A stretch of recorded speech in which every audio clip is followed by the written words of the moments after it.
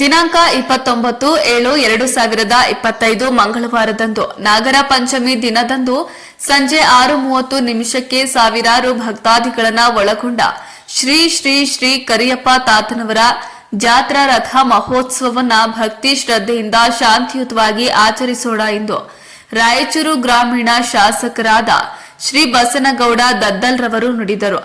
ಇನ್ನು ಶಾಸಕರ ಕಚೇರಿಯಲ್ಲಿ ಶ್ರೀ ಕರಿಯಪ್ಪ ತಾತನವರ ಜಾತ್ರಾ ಮಹೋತ್ಸವ ಪೂರ್ವಭಾವಿ ಸಭೆಯನ್ನ ತಾಲೂಕು ದಂಡಾಧಿಕಾರಿ ಹಾಗೂ ತಾಲೂಕು ಅಧಿಕಾರಿಗಳು ಸ್ವಚ್ಛತೆಗೆ, ನೀರಿಗೆ ಹಾಗೂ ಸುರಕ್ಷತೆಗೆ ಹೆಚ್ಚಿನ ಗಮನ ಹರಿಸಬೇಕು ಎಂದು ಶಾಸಕರು ಆದೇಶಿಸಿದರು.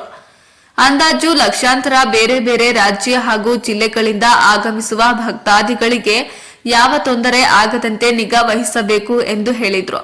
ಇನ್ನು ಇದೇ ಸಂದರ್ಭದಲ್ಲಿ ಕಂದಾಯ ಇಲಾಖೆ, ಗ್ರಾಮೀಣ ಅಭಿವೃದ್ಧಿ ಇಲಾಖೆ, ಪೊಲೀಸ್ ಇಲಾಖೆ, ಆರೋಗ್ಯ ಇಲಾಖೆ, ಮಹಿಳಾ ಮತ್ತು ಮಕ್ಕಳ ಕಲ್ಯಾಣ ಇಲಾಖೆ, ಗ್ರಾಮೀಣ ಕುಡಿಯುವ ನೀರು, ಲೋಕೋಪಯೋಗಿ ಇಲಾಖೆ, ಪಂಚಾಯತ್ ರಾಜ್ ಇಂಜಿನಿಯರಿಂಗ್, ಜೆಸ್ಕಾಂ ಅಬಕಾರಿ ಇಲಾಖೆ, ಡಿಎಂ, ಕೆಎಸ್ಆರ್ಟಿಸಿ ಮಾನ್ವಿ ಸೇರಿ ಊರಿನ ಹಿರಿಯ ಮುಖಂಡರುಗಳು, ಸುತ್ತಮುತ್ತಲಿನ ಗ್ರಾಮದ ಮುಖಂಡರುಗಳು, ನಾಮನಿರ್ದೇಶನ ಸದಸ್ಯರುಗಳು, ಗ್ರಾಮ ಪಂಚಾಯಿತಿ ಅಧ್ಯಕ್ಷರು, ಉಪಾಧ್ಯಕ್ಷರು, ಸದಸ್ಯರು, ಗ್ರಾಮಸ್ಥರು ಉಪಸ್ಥಿತರಿದ್ದರು.